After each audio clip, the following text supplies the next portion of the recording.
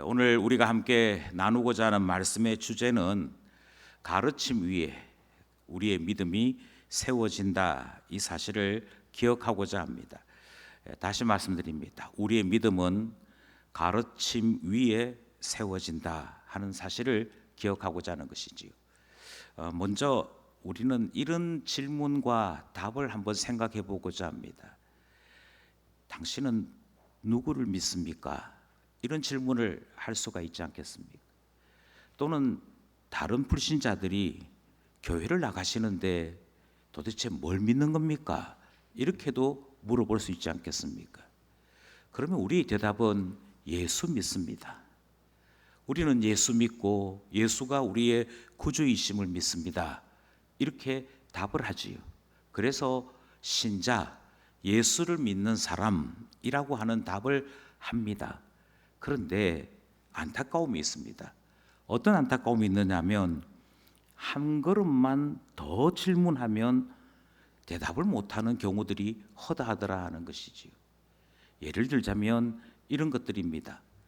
예수님하고 하나님하고 삼위일체라고 하는데 도대체 삼위일체는 구체적으로 뭡니까? 이거 하나만 딱 물어도 그 다음부터 사람들이 답을 잘 하지 못합니다. 하나만 더 질문하지요. 예수님이 죄를 용서하시는데 꼭 피 흘리고 죽어야만 했습니까? 피 흘리고 죽는 게 내 죄를 씻는 것하고 무슨 상관입니까? 하나만 딱 더 질문해도 우리는 우리가 한 말을 자세하게 설명하지 못합니다.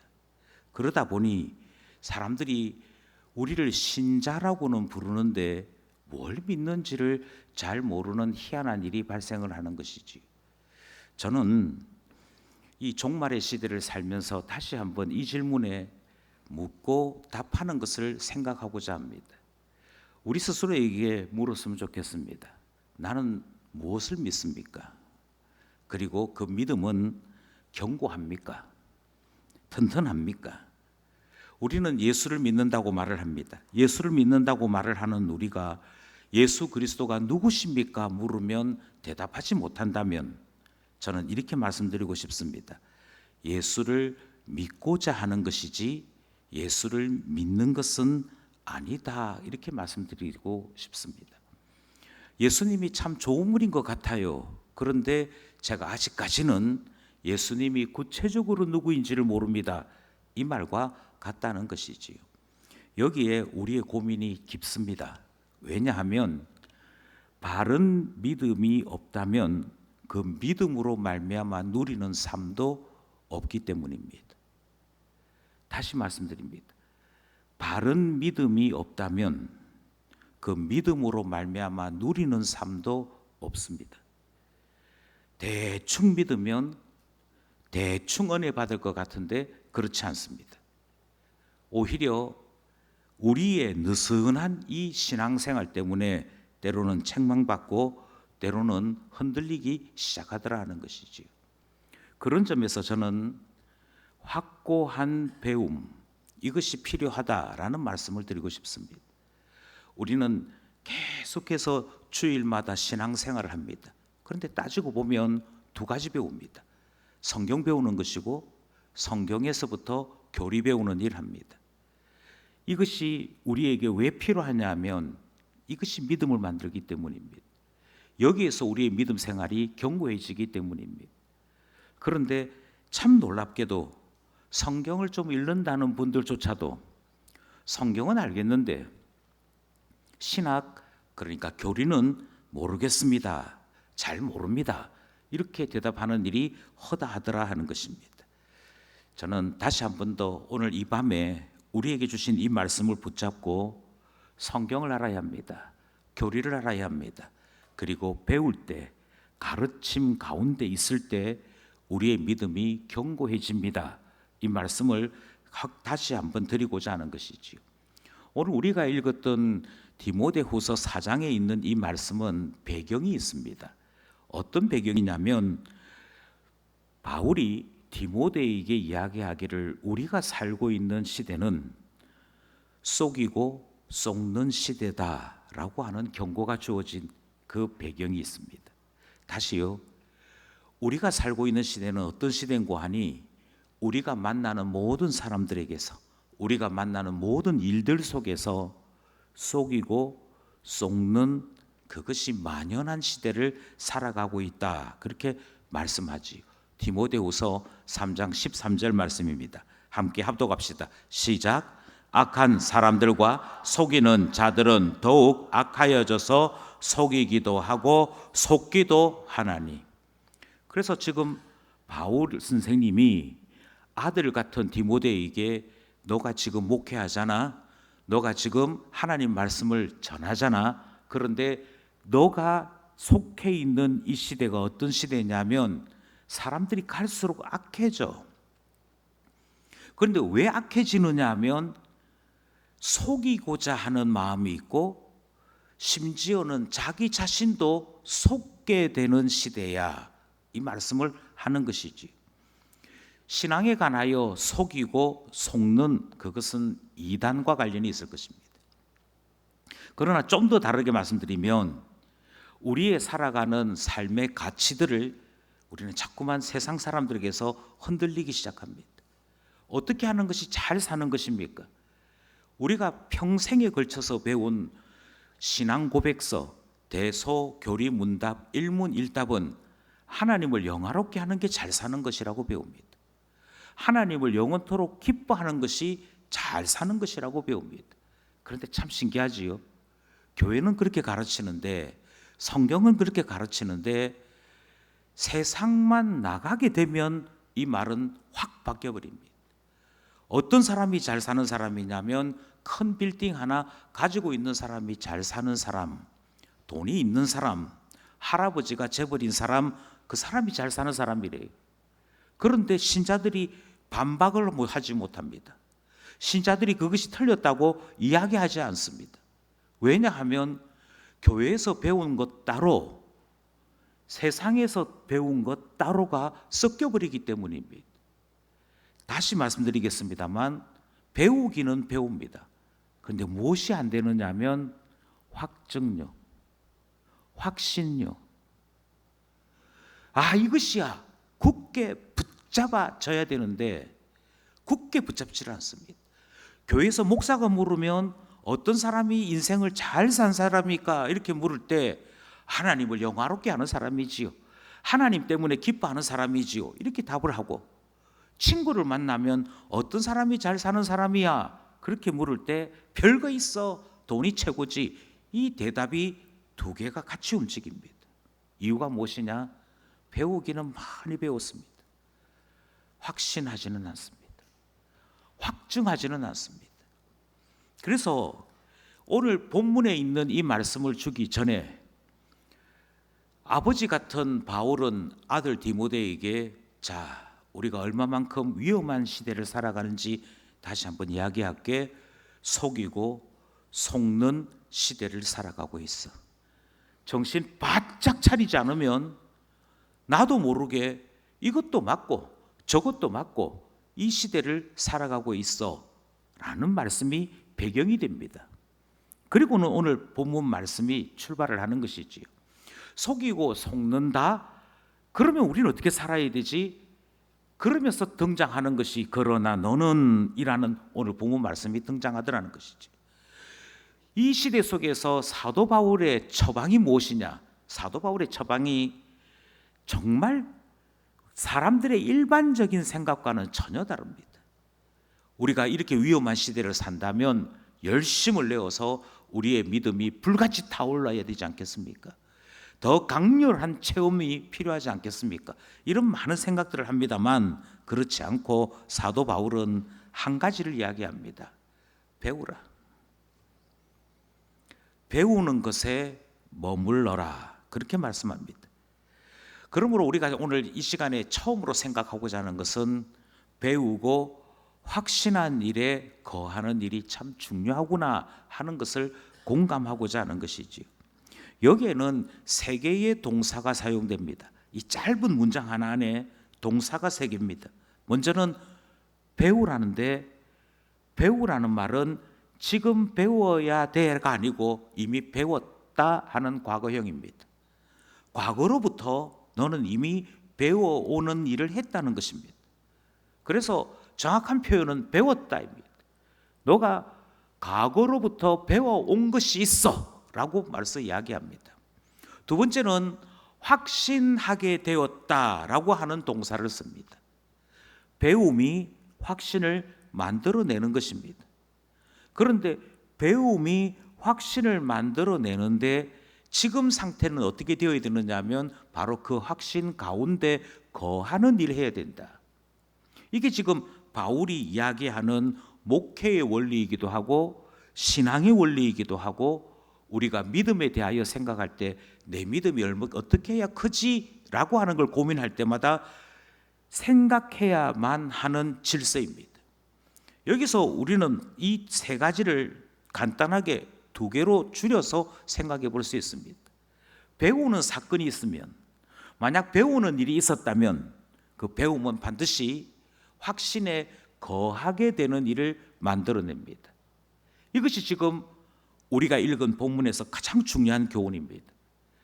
그러니 배우는 일을 하찮게 여기지 말아야 합니다. 매주 조금씩 가스펠 프로젝트를 통해서 성경 배우는 일 별거 아닌 것 같습니다. 매주 조금씩 우리 아이들이 성경을 읽고 성경 속에 있는 말씀을 생각하는 일이 별거 아닌 것 같습니다. 그런데 그렇지 않고 배움이라고 하는 이 사건은 반드시 신앙 안에 거하도록 만드는 열매를 만듭니다. 그리고 이것은 한순간에 있는 결단이나 결심이 아니고 우리를 그 배운 바대로 살게 하는 지속성을 가지게끔 한다 하는 것이지요. 이것이 어떻게 가능하냐? 여기에는 아주 중요한 하나의 현상이 나타나야 합니다. 그것은 확신한 일이라고 하는 이 말입니다. 확신하다라고 하는 말을 우리는 이렇게 능동태로 씁니다. 그런데 성경은 수동태로 얘기합니다. 열심히 배우다 보면 어느 날 네가 알게 될 거야, 이 말이 아니라는 거예요. 열심히 배웠습니다. 열심히 배웠는데 어느 날 하나님께서 나로 하여금 확신케 하시는 은혜를 체험한다는 것입니다. 그래서 수동태입니다. 수동태란 말은 하나님께서 주신다는 것이고 우리는 그것을 거저 받는 것입니다. 확신은 내가 용 쓴다고 되는 문제가 아닙니다. 그러니 확신은 철저하게 선물입니다. 그런데 하나님은 어떤 분이시냐면 신실한 분이십니다. 내가 아무리 열심히 배워도 하나님이 선물 안 주면 그뿐이지 않습니까? 이렇게 생각하는 것은 하나님의 신실하심을 의심하는 것입니다. 아니요, 하나님은 배울 때 하나님께서 확신이라는 선물을 주신다는 이 말씀을 붙잡고 배우고자 하는 자에게 하나님은 약속한 성령을, 약속한 깨달음을 반드시 주시는 분입니다. 하나님께서 선물을 주시는데 후히 넘치도록 주신다. 그것이 우리의 확신입니다. 문제는 그와 같은 하나님에 대한 확신이 없이 배우려고 하지 않는 것이 문제이지, 하나님은 분명하게 만약 배우고자 한다면, 그리고 배움이 계속되었다면 하나님은 확신을 선물로 주신다 하는 것이지. 여기에 우리 자신들의 분별이 필요합니다. 우리는 종종 확신을 짜내야 되는 것 정도로 생각합니다. 확신이 필요해 라고 이야기할 때 우리는 그 확신을 자꾸만 결단이나 결심 정도로 생각합니다. 네가 확신을 못해서 그래 라고 자꾸 생각하는 것이지. 아니요, 성경은 뭐라고 말씀하시냐면 너가 확신을 못해서 그래가 아니고 너가 배우려고 하지 않아서 그래 라고 말씀하신다는 거예요. 배움이 확신의 은혜로 이끄는 힘입니다. 배움이 하나님의 신실하심을 맛보게 하는 출발입니다.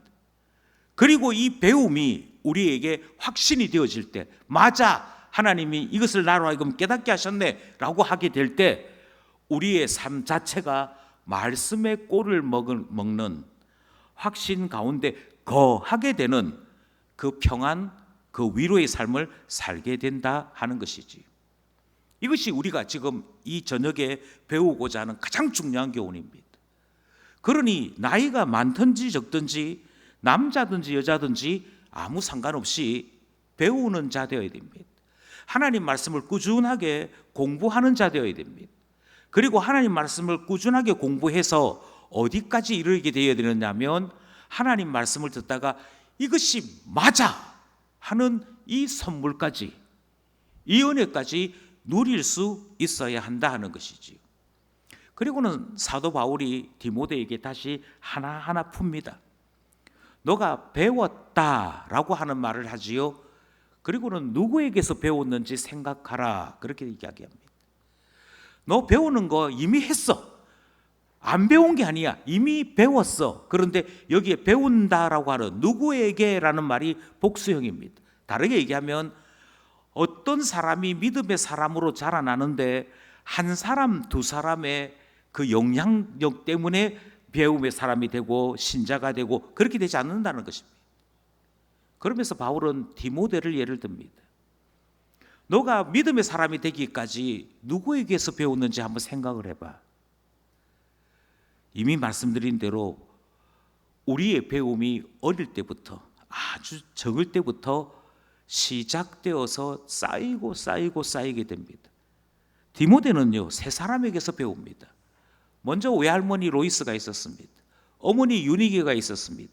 그리고 사역자로 나오고 난 이후부터 바울에게서 배웁니다. 벌써 위대한 세 명의 선생님에게서 배웁니다. 두 사람은 가족입니다. 한 사람은 삶 속에서 만난 스승입니다. 그런데 바울은 디모데를 가르치기 위해 하나님께서 예비해 두셨다라고 하는 것을 바탕에 깔고 이야기합니다. 너에게 가르침을 주기 위해 하나님께서 외할머니도 사용하셨어. 하나님께서 너의 어머니도 사용하셨어. 심지어 나도 사용하셨어. 그리고는 배우게 하셨어. 그 배움이 너로 하여금 확신하게 되는 은혜까지 누리게 했잖아. 이 말씀을 하는 것이지. 저는 디모데에게만 이와 같은 사람들이 있었다라고 말하고 싶지 않습니다. 저에게도 있었고 이 자리에 계신 모든 분들에게 있었습니다. 하나님의 말씀을 보여주었거나 하나님 말씀대로 살아감으로 이것이 말씀이 우리에게 가르치는 것이구나, 말씀대로 산다는 건 이런 것이구나, 그것을 보고 배우게 한 수많은 사람들이 있습니다.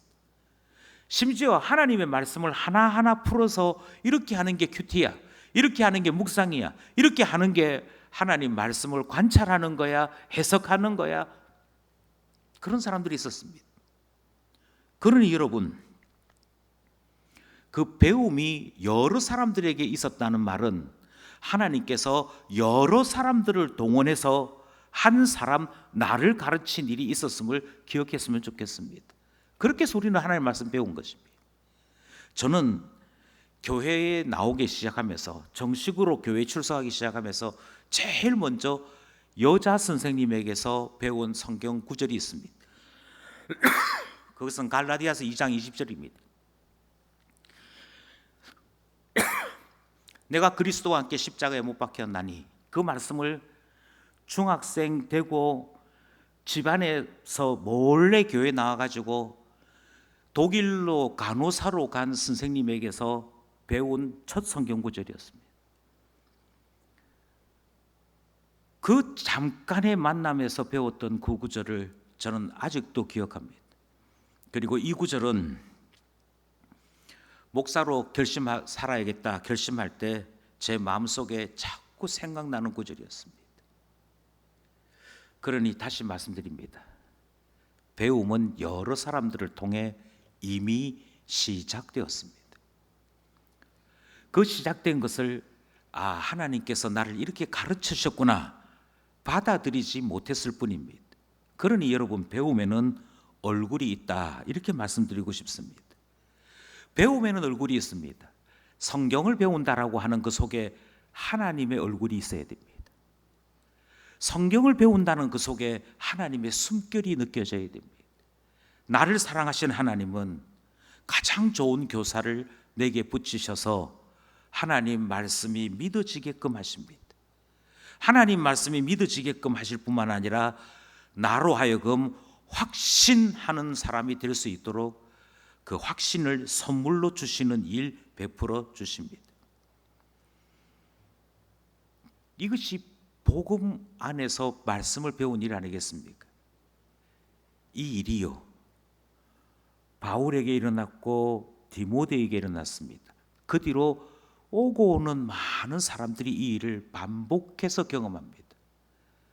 복음은 어떻게 우리에게 오게 되었느냐? 먼저 은혜를 체험한 사람들이 그 은혜를 따라 내게 전해 주었습니다. 말씀을 가르쳐 주었고 하나님의 은혜대로 사는 것을 보여주었습니다. 그래서 그가 받은 은혜를 내가 받았습니다. 내가 받은 은혜를 또 다른 사람들에게 보여주었고 가르쳐 주었고 전해 주었습니다. 그래서 복음은 전해 받고 전해 줌으로 지난 2000년을 지나왔습니다. 그 사이에 교회가 커졌습니다. 그 사이에 전도지가 많아졌습니다. 그 사이에 선교지가 넓어졌습니다. 이 모든 일이 어떻게 가능했는고 하니 오늘 여기에 있는 이 말씀을 경험한 사람들이 하나님 살아계심을 고백하고 말씀이 살아있음을 고백하고 그 말씀을 배우는 가운데 확신을 선물로 받는 것을 이미 경험하고 확신의 삶을 살았기에 하나님 살아계시구나, 기독교의 신앙이 참된 것이구나, 이것을 고백하며 이어온 것 아니겠습니까? 그러니 다시 말씀드립니다. 내가 말씀을 배웠다는 그 속에는 하나님의 섭리가 있습니다. 이것을 다르게 이렇게도 표현하고 싶습니다. 신앙생활은요, 혼자 하는 게 아닙니다. 한 사람이 하나님 말씀 배우는 데에도 외할머니가 필요했습니다. 어머니가 필요했습니다. 바울 선생님이 필요했습니다. 교회가 반드시 필요합니다. 교회 없이는, 믿음의 동력자들 없이는 하나님을 배울 수 없습니다. 그런 점에서 우리는 다시 한번 이 말을 배우는 것이지요. 너에게 하나님 말씀을 가르쳐 준 이들이 있었다. 그들을 통해서 너는 하나님의 사람이 된 것 아니냐 하는 것을 우리는 오늘 본문 말씀에서 배우는 것이지. 그러니 어려서부터 디모데는 성경 말씀을 배울 수 있었고 이 성경 말씀을 통해서 어느 날 배움이 확신을 선물하는 데까지 계속 이어졌다는 점을 기억하셔야 됩니다. 어려서부터라고 되어 있지만 실제로는 젖먹이 때부터라고 이해하셔야 됩니다. 이 말이 왜 중요하냐면 문자로 성경을 배우는 것만이 배움이 아니기 때문입니다. 젖먹이는 문자를 알지도 못할 뿐 아니라 성경 공부를 교과서 배우듯이 배우지 않습니다. 유대인들은 물론 지혜로워서 글자를 가르칠 때 먼저 진흙으로 이렇게 그릇을 굽습니다. 그러면 이제 할자를 따라서 골을 파지요. 골을 파 있는 자기를 하나 구워내고는 거기에 꿀을 바릅니다. 그럼 글자가 있는 판이 하나 생기는 거죠. 그래서 아이로 하여금 골 안에 있는 꿀을 찍어서 먹도록 하면서 자연스럽게 활자를 배우도록 합니다. 그리고 그가 처음에는 하나하나 골이 있는 데서 꿀 빨아먹는 재미로 하다가 어느 날 그게 한 단어가 되는 것을 발견합니다. 그리고 그 단어들이 성경 구절인 것을 나중에 배우게 합니다. 그러면서 글자도 배우고 말씀도 배우게 합니다. 이렇게 해서 유대인들의 어린 이때부터의 교육이 시작되긴 합니다. 그런데 지금 바울이 이야기하는 어려서부터 너가 하나님 말씀을 배웠다 하는 것은 이것만을 이야기하는 것이 아닙니다. 외할머니가 어떻게 살았는지, 어머니가 어떻게 살았는지, 그들이 역경 가운데에서 어떻게 신자로 살아내었는지가 말씀을 배우는 좋은 출발이었습니다. 좋은 도전이었습니다. 하나님은 이렇게 역사하십니다. 디모데의 아버지는 헬라인이었습니다. 디모데의 아버지는 헬라인이어서 디모데는 헬라어를 능통하게 쓸 수 있었습니다. 그렇지만 디모데의 어머니는 신앙이 있었고 특별히 성경을 가르쳐 줄 만큼 성경 말씀을 철저한 사람이었습니다. 여기서 계속 제가 강조하는 것은 한 가지입니다. 성경을 배운다는 것은 정보가 아닙니다. 성경을 배운다는 것은 정보가 아니고 신앙도 정보가 아닙니다. 하나님을 안다는 것도 정보의 문제가 아닙니다. 무엇이 중요하냐면 하늘에 속한 지혜가 우리에게 임해야 깨닫게 되는 것들이 중요합니다. 아니, 어머니는 맨날 어려운 일만 생기면 아버지 그러는데 엄마 아버지가 여기 어디 있어요? 이걸 궁금해할 때 내가 부르짖는 아버지는 하늘에 계신 하나님이야. 그러면서 어려울 때는 기도하더라, 힘든 일이 있을 때는 기도하더라, 어렵고 복잡한 일이 있을 때는 하나님을 찾더라, 거기에 진짜 해결책이 있더라. 그것이 하늘의 지혜이고 신앙을 가르치는 일이었다는 것입니다. 지금 바울이 디모데에게 하는 이야기는 이것입니다. 너가 외할머니에게서 배웠지 않느냐? 어머니에게서 배웠지 않느냐? 참 안타까운 것은 오늘날 시대가 더 악해져서 이제는 부모들이 신앙을 보여주지 않는 시대가 되었습니다. 우리가 조금 전에 불렀던 찬송가는 어머님의 무릎 위에 앉아서 하나님 말씀 듣는 것, 그것이 어려서부터의 기억이다라고 얘기합니다. 어려서부터 보고 배운 것은 어머니의 무릎 꿇고 하나님을 찾는 것을 보고 배웠다라고 이야기합니다. 그러나 이제는 그 기억이, 이제는 그런 모습이 자꾸만 사라져 가는 시대를 살고 있습니다. 제가 수련회를 강조하는 이유는 하나입니다. 매 주일마다 잠깐 와서 사라지는 이 상태에서는 신앙을 보여줄 수도 하늘의 지혜대로 맛을 볼 수도 없기 때문입니다.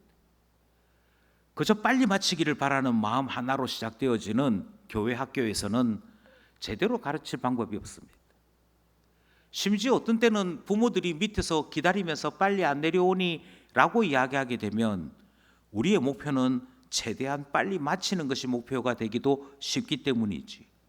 그런데 수련회는 이렇든 저렇든 2박 3일 동안 같이 살아야 되지 않습니까?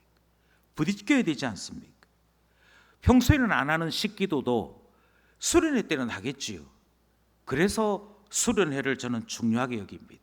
다르게 얘기하면 우리가 성경을 배운다라고 하는 것은 정보가 아닙니다. 구원에 이르는 지혜를 배우는 것이고 하나님을 배우는 것이고 하나님의 마음을 배우는 것이지요. 그러니 성경을 배운다라고 얘기할 때 성경에 몇 장, 몇 절에 어떤 말이 있고 여기에 너무 집중하지 않았으면 좋겠습니다.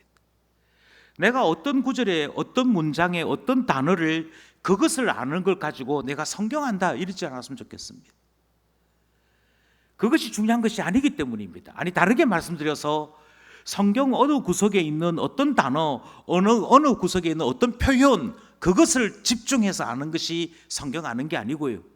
그 성경이 결국 우리에게 가르치고자 하는 한 분, 그 성경이 우리에게 결국 드러내고자 하는 그 지혜의 근원이신 한 분, 그거 아는 걸 가지고 성경 배웠다라고 말할 수 있기 때문인 것이지. 그러니 공가를 꾸준하게 배워서 우리가 어떤 공가책, 어떤 계단 공가를 다 뗐습니다. 그거 아주 중요합니다. 우리가 배우고자 하는 성경은 끝내는 하나님이 보여야 합니다. 우리가 배우는 하나님의 말씀에서 하나님이 보여야 합니다. 저는 이것을 이렇게도 말씀드리고 싶습니다. 하늘의 별이 너무 많습니다. 하늘의 별이 너무 많은데 보자, 북극성이 어디 있냐면 저쯤 있어, 저거 북극성이다, 이렇게 아는 사람들이 있을 수 있습니다. 그래서 가을에 하늘 별자리에 어느 별은 여기에 있어, 어느 별은 저기에 있어, 그렇게 아는 사람이 있을 수 있습니다. 제가 장담하건대 별을 깊이 알 수 없습니다. 하늘에 있는 별을 공부하는 사람들은 제일 먼저 뭐부터 배우느냐면요, 별자리부터 배웁니다. 성운, 성단부터 배웁니다. 그래서 지금 저기에 있는 저 별과 이 별이 연결되면서 저기 정갈 자리구나, 여기 오리온 자리구나, 이런 것들이 보여야 각각의 자리가 보여지면서 이 별이 그러면 무슨 별, 저 별이 무슨 별 하는 것들이 보여지고, 이게 이쪽 와 있는 거 보니 가을이네, 이 별이 이쯤에서 보이는 거 보니까 봄이네, 이런 분별이 가능하게 되거든. 별자리가 보여야 됩니다. 별자리가 보이게 되면 전체가 보입니다. 전체가 보이면 하나하나가 그 다음부터 이해되기 시작합니다. 성경이 그렇습니다. 우리가 다음 주부터는 요엘서를 묵상하게 됩니다. 요엘서 선지서네, 어렵네. 이게 우리가 성경 배우는 게 아니라고요. 아주 긴 성경 말씀을 몇 달 동안 우리 묵상했어요. 그게 아니고요. 우리가 전도서를 배우든 복음서를 배우든 예언서를 배우든 그 모든 성경의 배움이 이래서 예수님이 참 좋은 분이구나, 이렇게 되는 게 배움이라는 거죠. 하나님이 나를 이렇게 사랑하셨구나, 그게 배움이더라 하는 것입니다. 저는 그런 점에서 성경을 배운다는 것은 교리를 배우는 것과 같다라고 말씀드리고 싶습니다. 왜냐하면 교리는 성경의 별자리이기 때문입니다. 여기에 있는 성경 표현에서 하나님에 대한 표현이 나왔습니다. 하나님은 한 분이야. 그런데 오늘 성경을 보니까 성부 하나님, 성자 하나님, 성령 하나님을 나타내는 성경이 있습니다. 여기서는 한 분이라고 했다가 여기는 예수 그리스도도 하나님이다, 그가 태초 때부터 하나님과 함께 계셨다, 그러면서 요한복음에서 예수가 하나님이라고 이야기합니다. 그럼 두 분인가? 교리는 무엇이 교리냐면요, 성경 여기에 있는 것 저기에 있는 것 다 흩어진 것을 모은 것입니다. 모아서 성경을 읽어보셨지요? 그러면 하나님은 이런 분인 것 이해가 되시지요? 그게 교리입니다. 성경 읽어보셨지요? 우리가 구원받기 위해서는 어떻게 된다고 되어 있습니까? 우리의 공로로 구원받지 못한다고 되어 있지요? 그럼 어떻게 됩니까? 예수 공로 의지해서 구원받는 것이네요. 하나하나 성경에 나와 있는 것들을 모아서 이것이 우리가 확신하는 바입니다. 이것이 우리가 성경을 통해서 배운 하나님에 대한 진술입니다. 그렇게 되거든요. 다시 돌아가고자 합니다. 많은 사람들이 성경을 배우기는 배웠습니다. 그런데 배웠는데 확신한 일에 거해야 되는데 여기서부터 안 됩니다. 성경과 교리를 정말 제대로 배웠다면 우리는 확신이라고 하는 것을 선물로 받게 되어 있습니다. 그런데 그렇지 못하는 거예요. 이것 조금 저것 조금 군데군데로 배우다 보니 하나만 딱 더 질문해도 말을 못하는 것이지요. 웨스트민스터 소교리 문답 3문은 성경은 뭘 가르치느냐라고 하는 질문입니다. 성경이 뭘 가르치냐에 대해서 답이 이렇습니다. 사람이 하나님에 관하여 무엇을 믿어야 할 것과, 그러니까 하나님에 대해서 우리의 믿음이 어떻게 되느냐, 그거 가르친다고 얘기합니다.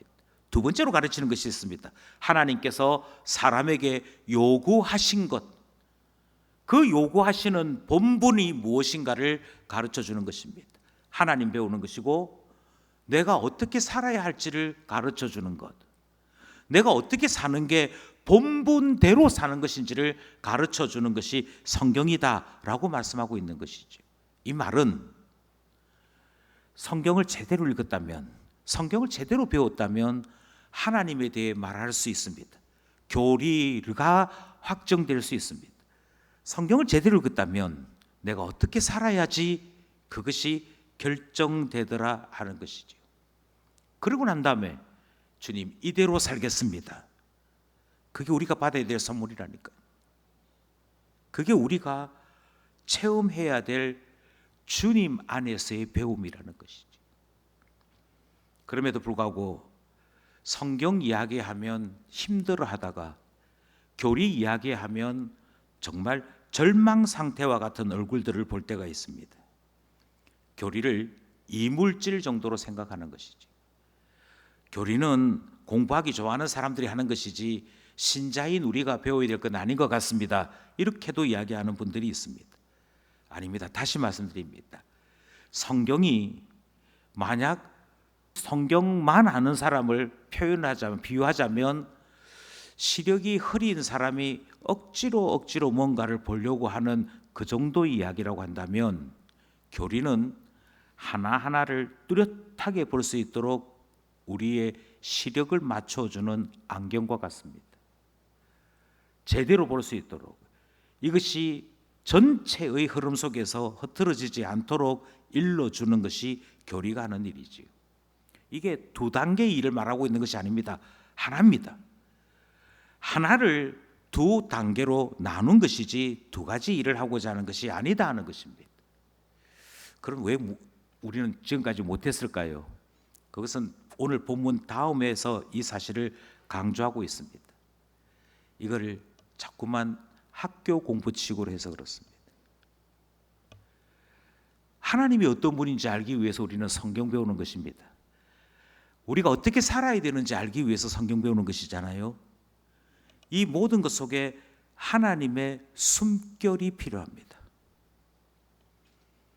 이미 우리에게서 성경을 가르쳐 주시는 분들을 만날 때부터 하나님의 섭리가 있었습니다. 그런데 그것만이 아니고요, 하나님께서 성경을 가르쳐 주실 때에도 하나님의 숨결이 나타나야 됩니다.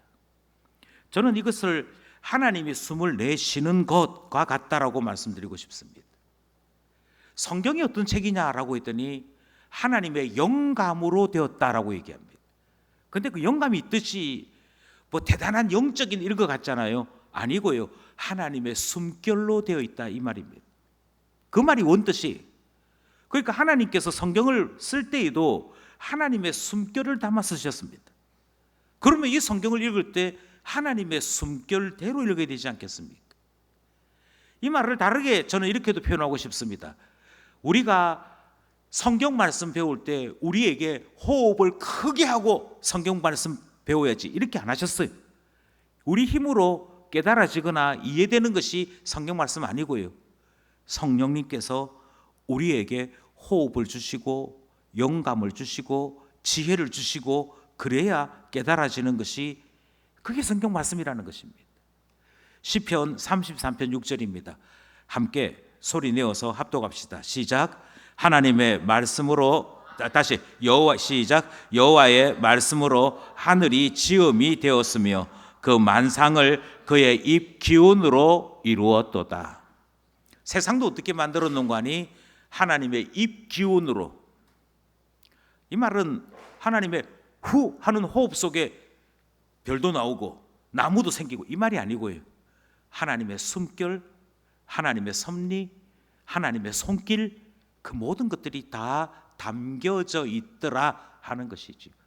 그렇다면 하나님께서 하늘을 지으신 그 입김, 그 숨결로 기록한 하나님 말씀을 우리가 어찌 읽어야겠습니까? 기도하며 읽어야 되지 않겠습니까? 하나님, 성령께서 우리의 호흡이 되어 주셔야 우리가 성경 읽을 때 하늘의 지혜대로 깨달을 수 있습니다. 이 속에서 교리가 보이고 우리의 마음에 확정이라고 하는 선물이 생기면서 삶이 달라지는 하나님을 배울 수 있습니다. 이 사실을 놓치지 않았으면 좋겠습니다. 만약 이것을 이해하지 못하면 우린 자꾸만 교회가 성경을 확정 지으려고 하는 대단한 교만을 가지게 됩니다. 가끔 제가 농담처럼 말씀드립니다만 진짜 무서운 것은 성령을 회방하는 죄는 사하심을 받지 못합니다. 하나님이 하셨는데, 성령님이 하셨는데 그걸 마치 이건 성령님께 하신 게 아니야, 내가 한 거야 이러면 성령님을 조롱하는 것이고 망령되 일컫는 것이고 회방하는 것입니다. 하나님께서 하나님의 사람들을 세워서 하나님의 말씀을 선포하실 때 오늘 설교가 좀 안 들리더라, 이건 괜찮습니다. 있는 사실을 이야기하는 거니까요. 그런데 하나님의 말씀이 선포되는 그 시간에 하나님이 하신 일을 사람의 일로 바꾸는 것은 하지 말아야 합니다. 우리는 분명히 하나님이 말씀해달라 하면서 예배를 드리고 있는데 자꾸만 어떤 목사님의 말이 어떤 사람의 이야기로 이렇게 되어지면 곤란해집니다. 그러니까 우리 안에는 어떤 타락한 부패 본능이 있느냐면요, 자꾸만 교회인 우리가 뭔가를 자꾸 규정하려고 합니다. 심지어 하나님 말씀도 규정하려고 합니다.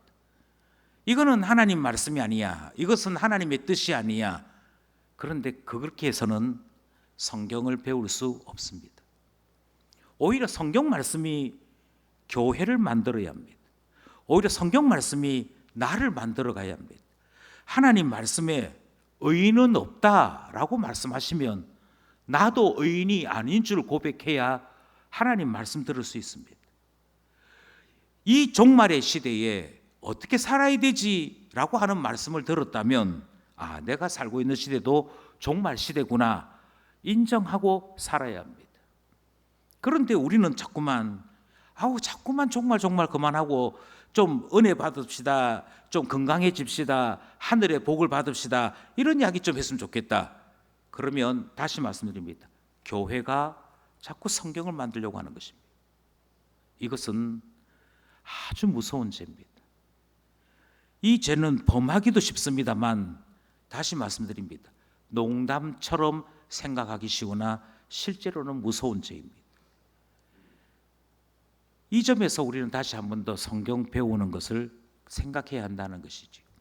하나님께서 하나님의 숨결로 성경을 우리에게 주시는데 그것을 제대로 받아들였다면 성경에는 이런 유익이 따라온다라고 본문이 소개하고 있습니다.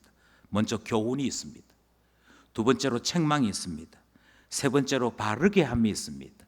마지막으로 의로 교육하기에 유익함이 있습니다. 다시 말씀드립니다.